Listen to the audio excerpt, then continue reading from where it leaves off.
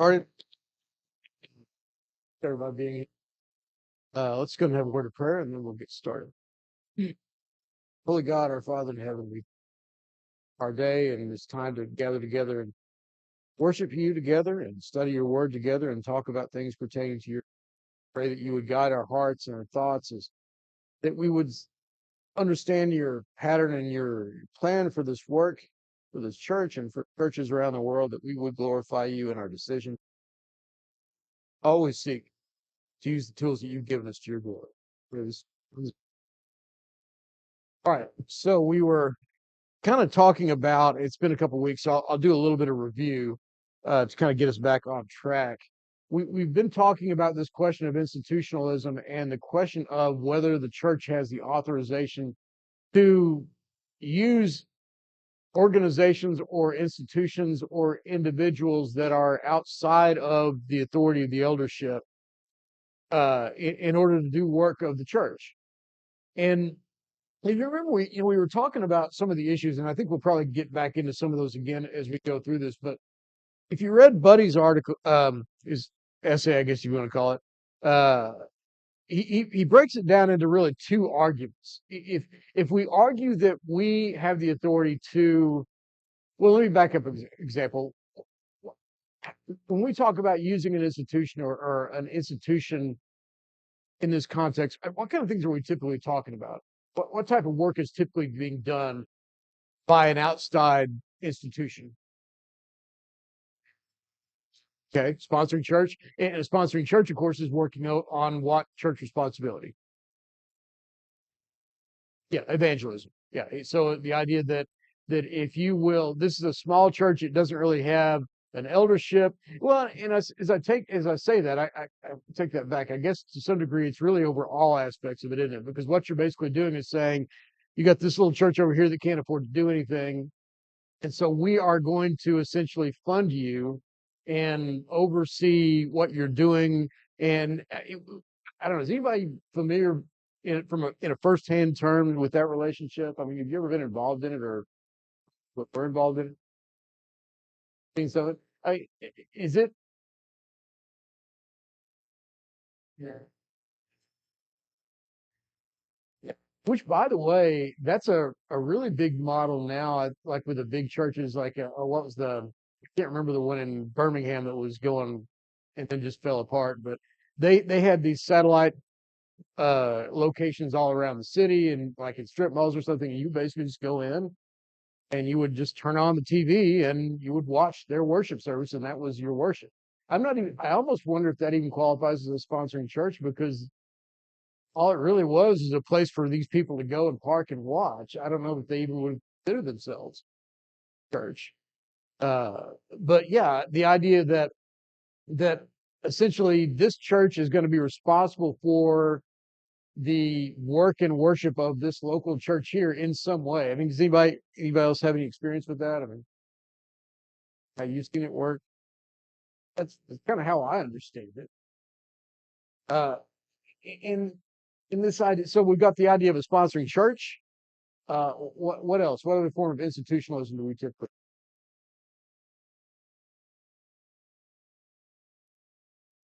Okay, okay. It's typically right, right,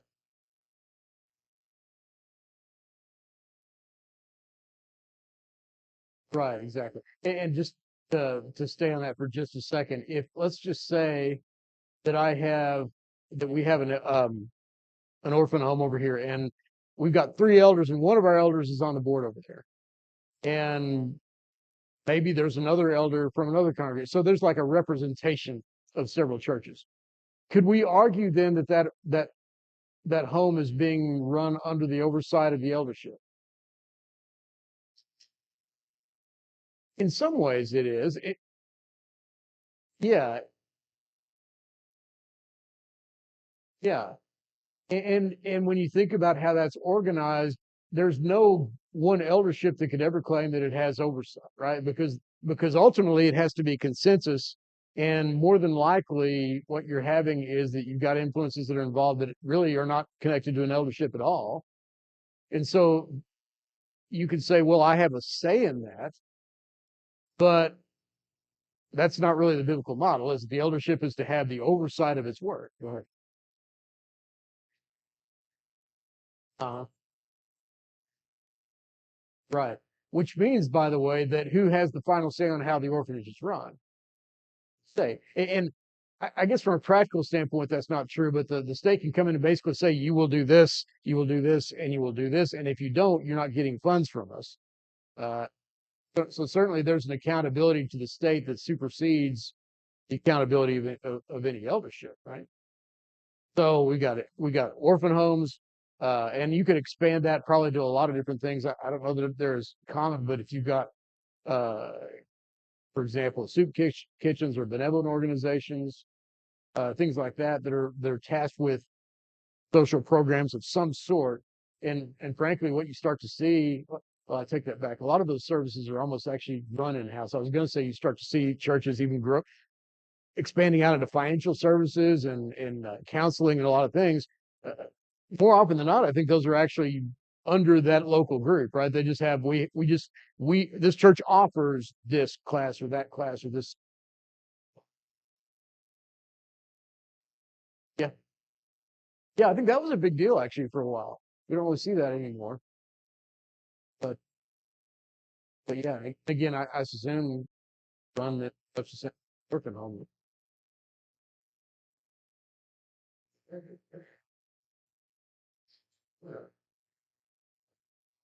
Uh huh.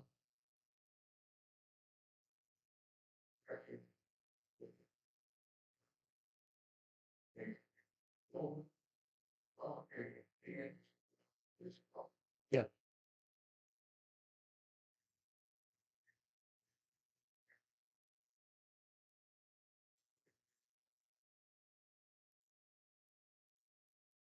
yeah. Edu- Well, in fact, I think most of them. I think it's. We were talking about this last week or 2 weeks ago, I should say.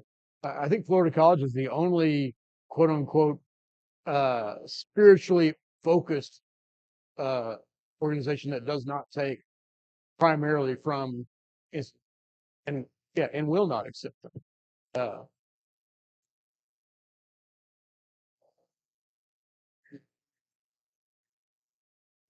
yeah,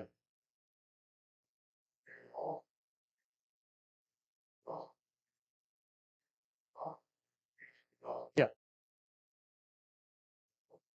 and they still have divinity schools, or at least most of them do. And I, I think it's pretty safe to say that if you wanted to send your child to a university to learn about the Bible, the last place you would ever want to send them would be to Harvard Divinity School or Yale. I mean, because those original schools have gone so far off the beaten path that they have become. It's almost as if we decided to take these studies and make them almost purely secular in that. Exactly. So it's all going to fit into that umbrella, and it goes back to I think something that um, it was there was an irony. We quoted this a couple of weeks ago, I think, but Buddy cites someone who was defending the need to support colleges with church funds, and his argument basically is that if the church doesn't keep funding Abilene Christian, for example, then eventually either the school is going to have to fold up, or the secular funding is going to start stepping in and taking their place, and as a result of that, the influence guiding that church that school is going to be secular in nature, and which tells you right there that what's my priority at this point. Is my priority in making sure that I'm following a pattern, or is my priority making sure that this particular work survives in its current state? That's kind of the idea. We have to have this open. The option of closing it down was or turn or basically allowing it to be completely secular. That just wouldn't. We just consider that. And the irony to that point is exactly what you just indicated, which is, and I've read a couple of quotes that have acknowledged, even from the institutional writers, that have said that, look, we understand that these churches, I keep saying these schools that were established for the purpose of promulgating spiritual values have long since drifted off into secular priorities. And I think we did talk about this last week, or 2 weeks ago. But why is that an inevitable thing? I mean, why does even Florida College? I don't think I'm speaking out of turn. Even Florida College is struggling with this idea, that balance of a secular education and maintaining and staying true to spiritual foundations. Why is that hard to balance? Outside influence? Yeah.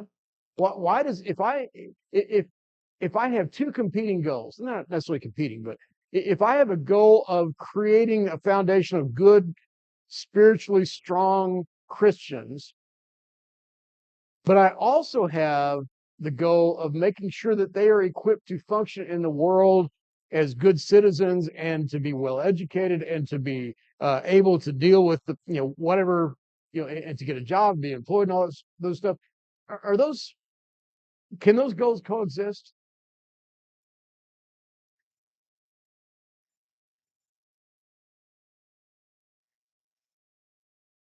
to some degree? Yeah. You mentioned, can they coexist? You said absolutely. Yeah. Yeah.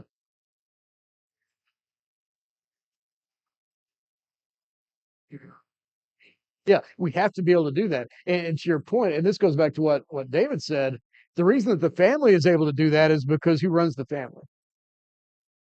It's not run by a board of directors, right? It's run by an individual, a father, and a mother who is helping him, and their goal and their authority is from Christ. And there's no board or set of instructions that's imposing, at least not yet, imposing specifics on how they are to go about doing this. The one place of authority that they are given to accomplish this is Scripture. What does the Bible say? How are we to raise our children? And our goal in all of that really is, when we argue that, yes, it's true that our goal is to raise our kids and to educate them and help them to be productive members of society, but what's the primary goal?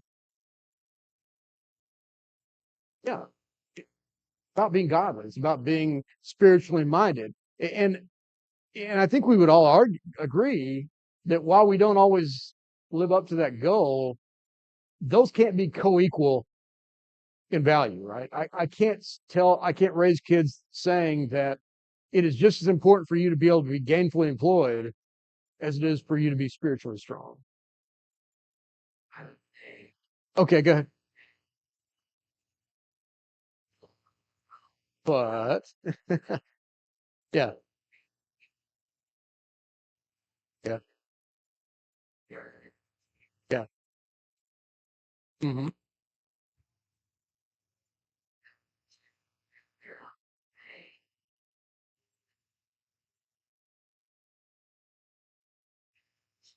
Right, right.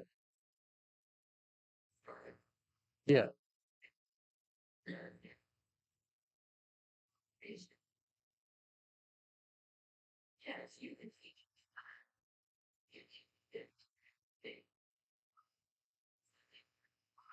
yeah, yeah,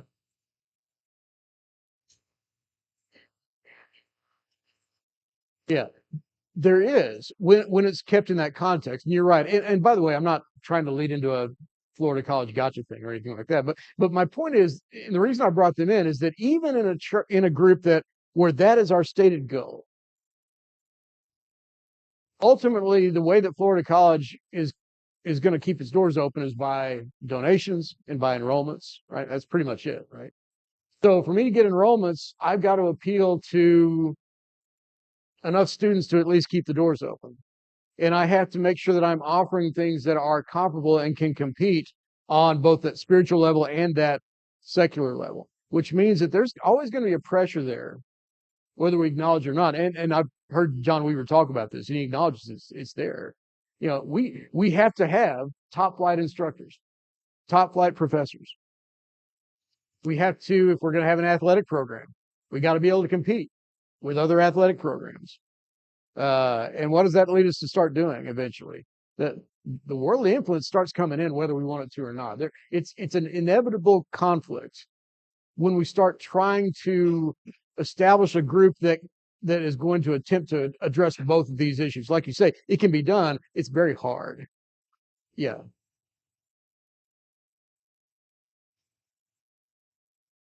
yeah, yeah,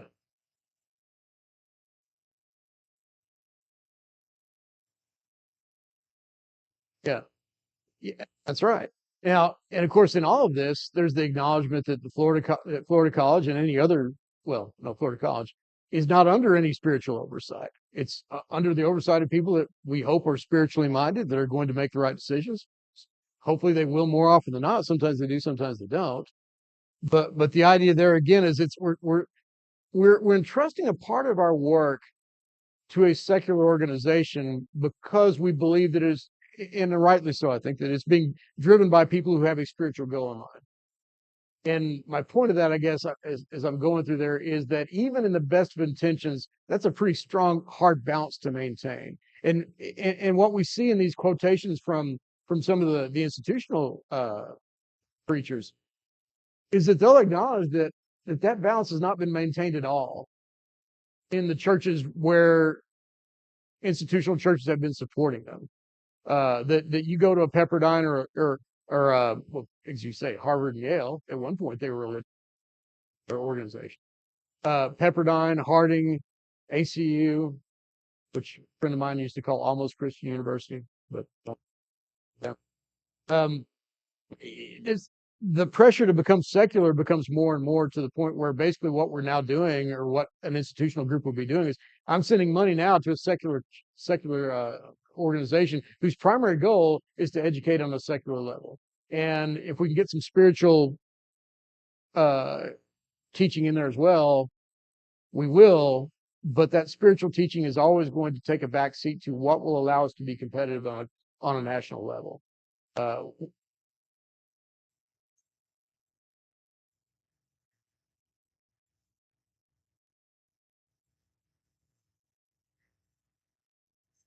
yeah,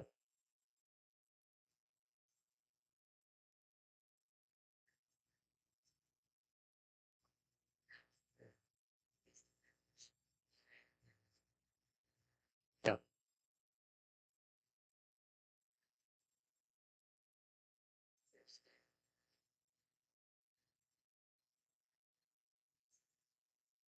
right. Yeah, which is, I think, probably inevitable. In fact, I remember there have been some discussions that I tried to get into them because I've heard second and third and fourth hand, so you never know what's true or not. But you have rumors, well, they're teaching theistic evolution, or they've got faculty members that believe this or that or whatever it is, and that's one. Yeah, yeah, yeah. That's right.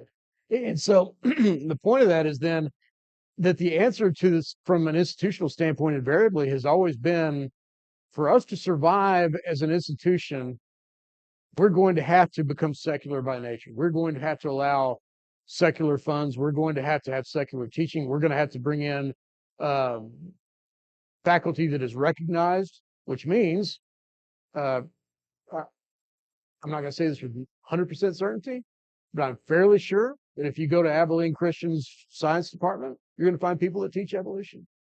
You're going to find people, as you said, are going to be pushing humanistic doctrine, humanistic teaching, and a lot of other ideas, because that's just, there's no real, there's the primary driving influence behind that school is not to limit those things, but rather to, yeah, if not encourage it, at least allow it, because it allows more people to be able to come in and to get more funds. And all of a sudden, if you notice, all of a sudden the motivation of this is not about raising Christians; it's about keeping the doors open of our institution. And that, to me, has always been the biggest issue with any kind of institutional question that sometimes doesn't get stated, which is the institution kind of becomes the means of itself. Uh, and whatever we do, we can't let those doors close. It's almost like the economic principle of sunk cost. We spend a lot of money to keep that building open and employ that staff and do all those things, and we can't just let it fall apart now. And so, what are we going to do to keep it open? That's what Mark, you look like you had some.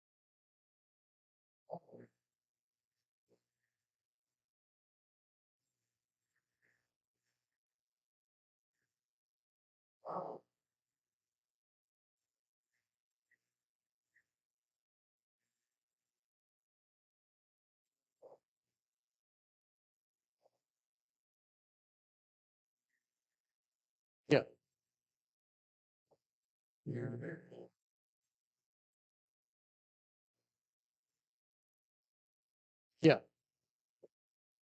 yeah.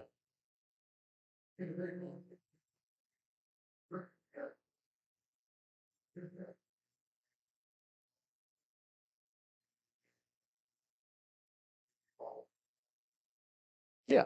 Well, and like I said a couple weeks ago, what's really been interesting about these lectures is that to a man, every one of these guys, the institutional people, all say the same thing. There is a pattern. We need to be following the pattern. And I don't know if you if y'all read Brother Duke's article, it was very interesting, but at the same time it was very frustrating because basically I don't know what he believes other than churches need to approach these questions with care and each individual, and we shouldn't judge what an individual group is doing because the eldership there knows the information that's going on and they're making the best decision. And which, by the way, there's some truth to that. I mean, we always have to be careful about looking at a church halfway around the country and well, I heard they're doing this and they shouldn't be doing that.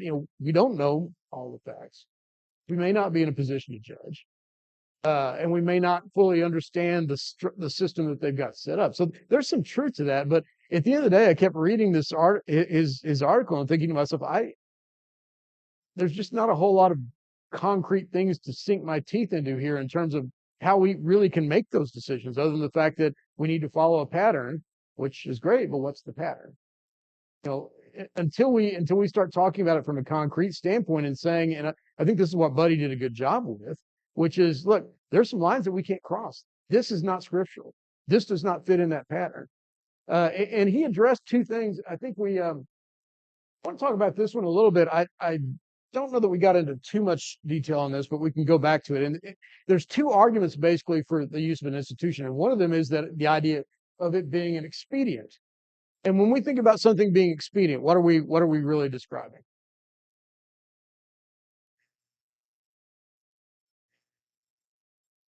Okay,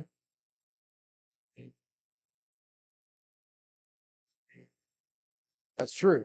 Yeah, what exactly are we expediting here? That's an important point. Laura, did you say something? Yeah,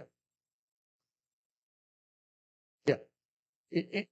Something related to the job at hand, right? And the thing about an expedient, and this is, I think, where an important thing to keep in our mind is that an expedient never is not there to expand what we can do to something that we can't already do.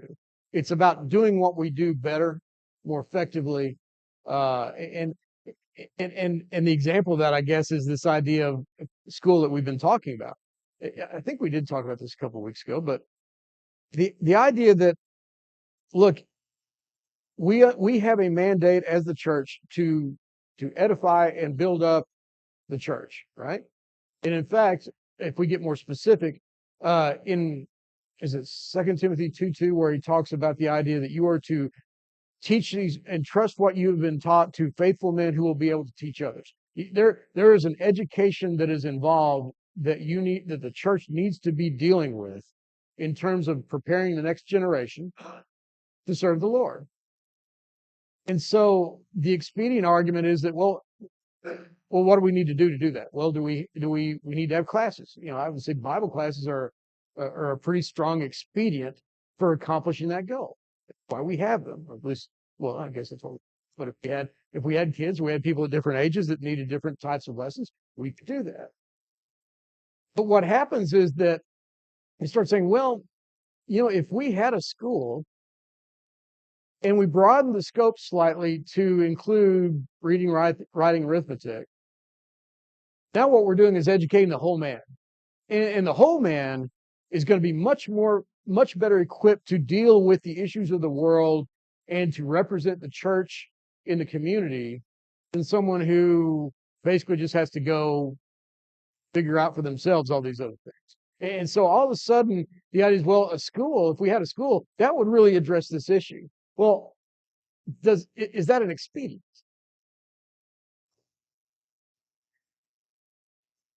Yeah,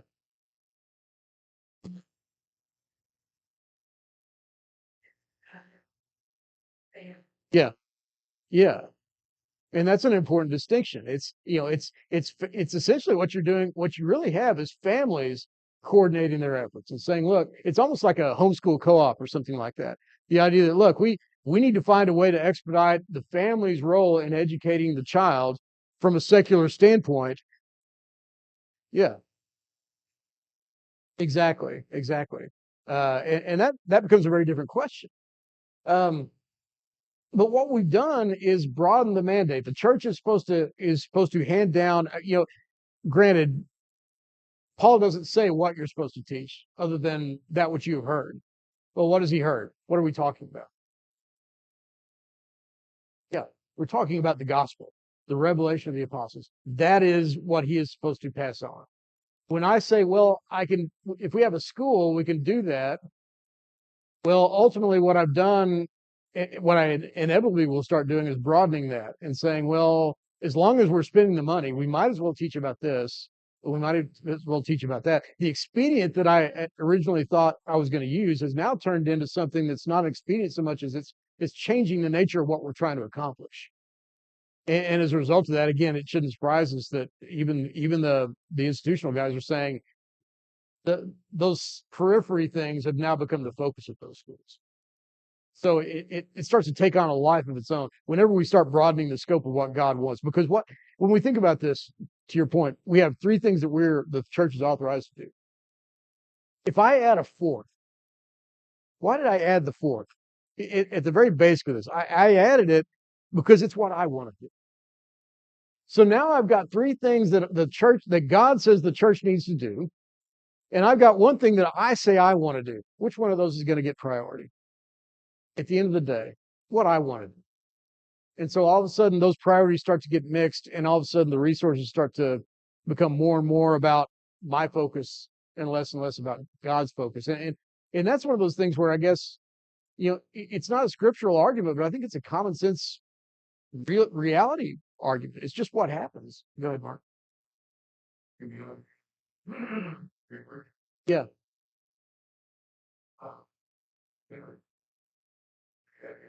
Yeah. Yeah. Yeah. And I thought this was really interesting. It was in Brother Duke's thing, and I'm trying to remember exactly where it was. Uh, but he was talking about the idea that, look, in fact, I think it's on page 128. And he's talking about training men to carry out the work of evangelism. And he says, look, there are various messages of training preachers. And he quotes 2 Timothy 2:2, and he mentions what you say.